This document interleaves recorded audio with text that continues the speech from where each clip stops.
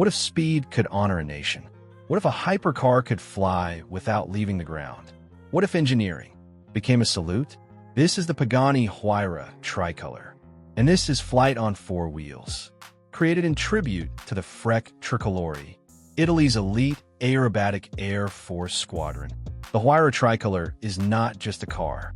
It is an airborne sculpture made to touch the road.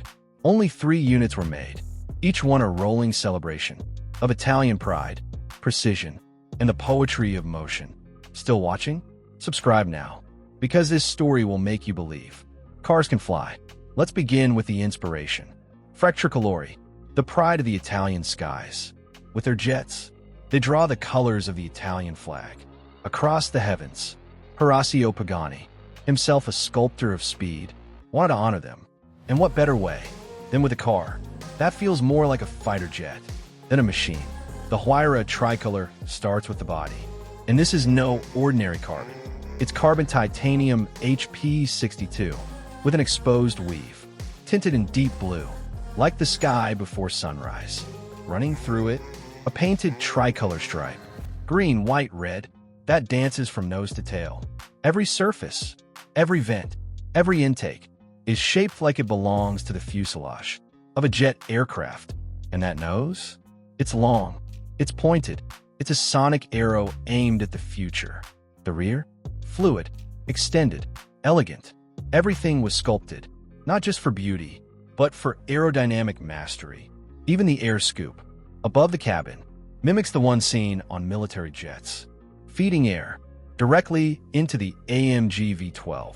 Yes, under the skin beats a heart made of thunder. A 6.0L twin-turbocharged V12 with 840 horsepower and 1,100 Newton-meters of torque. But don't let the numbers fool you. This isn't about aggression. It's about ceremony.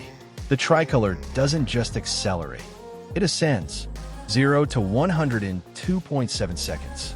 Top speed above 350 kilometers per hour. But none of that captures how this car feels. Because to drive it is to conduct an air show. At ground level, weight just 1,280 kilograms. Thanks to Pagani's obsessive diet of carbon fiber and aerospace engineering. The suspension, racing level, electronically controlled, built to react faster than thought. Brakes, carbon ceramic. You stop not with force, but with grace. And the interior? That's where the ceremony begins. The cabin of the Tricolore is a cockpit, brushed aluminum, exposed carbon, blue leather, and aviation-style controls. Turn every drive into a flight. The tachometer glows like an altitude gauge. The start button, engraved and shielded, just like a missile trigger. Even the anemometer on the dash shows wind speed, a detail pulled straight from the Frecce Tricolori jets. No other car in the world has that. And the seats? Sculpted to hold you. As the G-forces build, lined in fine leather, with the squadron's emblem proudly stitched in. Every detail in the cabin reminds you, this is not a car. This is a tribute. Still with us? Subscribe, because this isn't just speed. It's national pride. On wheels. Now listen closely. The titanium exhaust sings with authority. It doesn't scream. It commands. Every downshift sounds like a salute. Every rev, a celebration. And when it moves, it doesn't roll. It glides, like vapor, over the runway. Each of the 3 cars was delivered to a collector who understood they weren't just getting horsepower. They were receiving history. The Tricolore is built, not for fame, but for honor. It's what happens when engineering kneels before meaning, when performance bows to heritage, when the track becomes a runway.